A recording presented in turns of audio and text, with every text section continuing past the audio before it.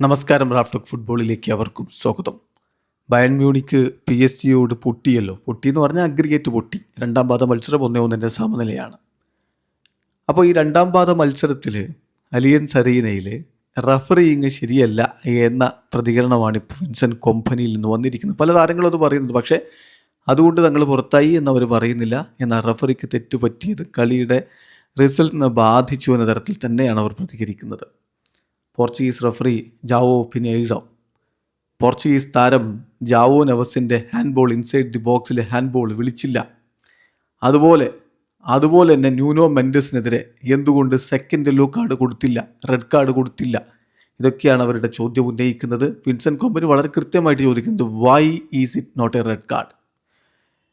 എനിക്ക് മനസ്സിലായിട്ടില്ല. ഞങ്ങൾ ഒരു പെനാൽറ്റി പാരീസിൽ കൺസീഡ് ചെയ്തല്ലോ, അന്ന് ഞങ്ങൾക്ക് പെനാൽറ്റി കൊടുത്ത പോലെ എന്തുകൊണ്ട് ഇവിടെ ഞങ്ങൾക്കെതിരെ പെനാൽറ്റി കൊടുത്ത പോലെ എന്തുകൊണ്ട് ഇവിടെ ഞങ്ങൾക്ക് അനുകൂലമായിട്ട് പെനാൽറ്റി വിധിക്കുന്നില്ല?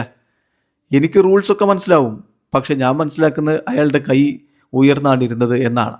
അപ്പം അതുകൊണ്ട് അത് ഹാൻഡ്ബോൾ ആണ്, അത് പെനാൽറ്റിയാണ്.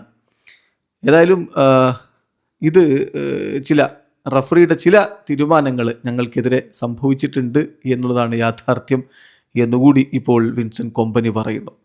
അതുപോലെ തന്നെയാണ് മറ്റ് താരങ്ങളുടെ ഭാഗത്തു നിന്നും പ്രതികരണങ്ങൾ വരുന്നത്.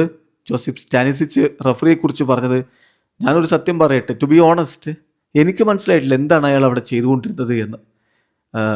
ഒരു പക്ഷേ സെമി ഫൈനൽ നിയന്ത്രിക്കുന്നു എന്നുള്ളതുകൊണ്ട് ആൾ കുറച്ചധികം എക്സൈറ്റഡ് ആയി പോയി എന്ന് തോന്നുന്നു. പക്ഷേ at the end of the day referee കാരണമല്ല ഞങ്ങൾ തോറ്റത്, അങ്ങനെ ഞാൻ പറയുന്നില്ല. പക്ഷെ അത് കളിയെ ബാധിച്ചിട്ടുണ്ട് എന്ന് മാത്രമാണ് എനിക്ക് പറയാനുള്ളത്. വീഡിയോ അവസാനിക്കുന്നു. ഫുട്ബോൾ ലോകത്തെ കൂടുതൽ വിശേഷങ്ങളുമായി റാഫ്റ്റോക്സ് വീണ്ടും എത്താം.